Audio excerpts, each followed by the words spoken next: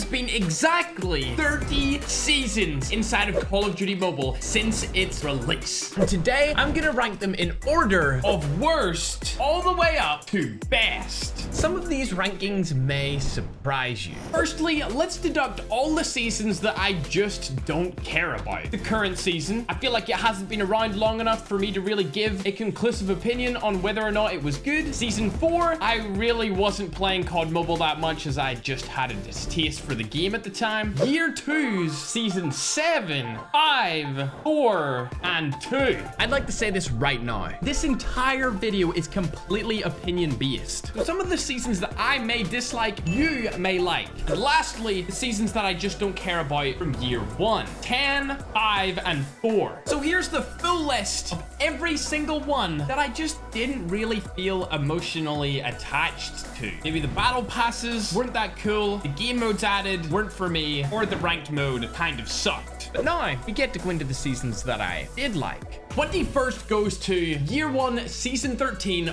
Winter War. With the Peacekeeper and a brand new Nuketown released, along with some cool draws, it wasn't that bad of a season, but it definitely wasn't a great one either. Similarly to this year's Season 2, which only really brought the Jack 12 and Chopper Gunner. I had fun with this for like one video, and then I was kind of back to being on a pretty average plane of fun. New Order, however, I felt like had some hype around it. It was the first new chapter season, bringing the SKS, Reclaim, and the FR. Both of these weapons I love the sound of to this day when they are silenced.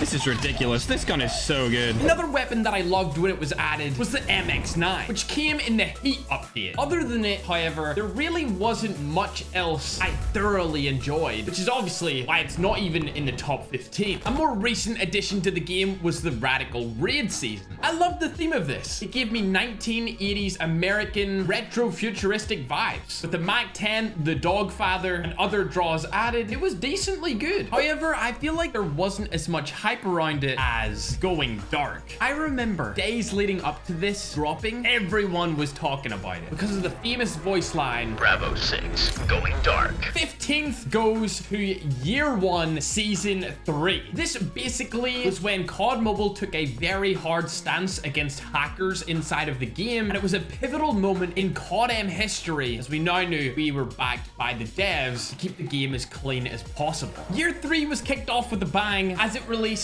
with the Kilo, one of my favorite ARs currently, Nuketown Temple, which should be in ranked at least for one season, please, and a bunch of girl operator skins, which of course your boy loves. But not as much as Shadow Returns, which was when both the SVD and CBR were added. Two of the guns that since release up until now have been mind-bogglingly good.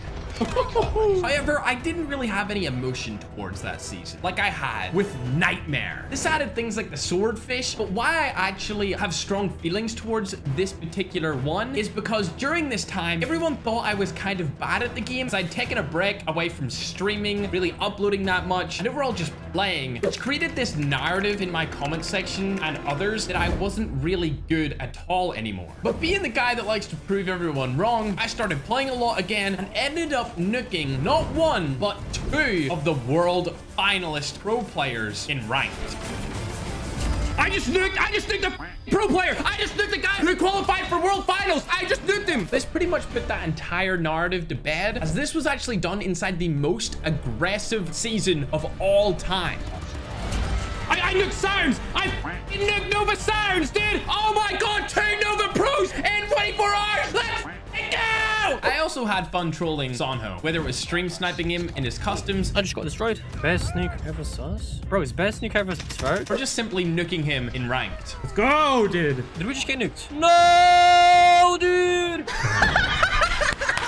Tokyo Escape, however, is my favorite themed season of all time. I absolutely love how it felt and looked. It was also the same period where I hit 2 million subscribers. Oh my god, it went away! We did it, dude! So that helped to kind of boost up another spot on the list. Before we get into the top 10, I want to give an honorable mention to a season that never existed. Or well, a season that kind of got deleted from COD Mobile history. The betas. There were many different betas of the game before global, and I played in every single one of them. Even though I had to use VPNs for Australia or India, I was having a blast. Let's go, dude, I got it. And I really feel like this list wouldn't be complete without at least mentioning it. The Forge comes in at number 10 as it released my favorite weapon of all time, the DR Edge. Some of you may know that I actually got my own skin for this weapon, and I chose that gun because I loved it so much during the 3-tab meta. I just got double nuke. I just got a double nuke in a rank match. But not as much as Year 1 Season 2 update, which I don't think there was a theme for other than just calling it the Winter Update. This by far has the best gun skins of any battle pass since the game global. Just look at it. The Glacier skins are unmatched. This choice is going to be very controversial. It was the last season, Year 3 Season 5, Tropical Vision. Hear me out. It wasn't anything like a game mode or a gun or even a skin that I was really hyped about. It was more so that I created a server where me and my YouTuber friends could hang out and stream at, and it ended up being one of the most exciting things that I've done in the game to date. I didn't really care about playing good. All I cared about was having fun with friends, whether we were bullying each other. You can get a big scrumptious cucumber in your salad, man. And I know you like cucumber shaped things, man. Getting nukes. Oh my god, bro. Or laughing at Sonho's KD. All right, Bobby, please say something bad. Not poop. 1.41. It was a blast. Again, this is a pretty personal one, but the final snow update. Not much to be hyped about here, except for one very important release. My very own character skin. I became the first person ever to get their own character skin based purely off the videos that they made for Call of Duty, which still kind of blows my mind to this day. The people I watched growing up, like Scumpy or Nadeshot, they still don't have their own skins. And some of you super OGs will remember this clip where I said I was incredibly inspired by them before COD Mobile even released. It was Nadeshot and Scumpy, who used to play Call of Duty Black Ops 2, that really made me want to be a professional player. Conquest, a no-brainer on the list. It was the season where Gunsmith released, changing the game forever. So many new attachments, so many new ways to play, and in my eyes, COD Mobile would be nowhere near where it is today if it wasn't for this particular update. You hear that? That's the theme song for this one, Once Upon a Time in Rust. Ladies and gentlemen, this era, if you weren't a part of it, you missed out on one of the most golden eras of COD Mobile. A new 1v1 mode, the best theme song of all time, and unlimited hope and excitement for the future of Call of Duty Mobile. It almost felt like a daydream to be a part of,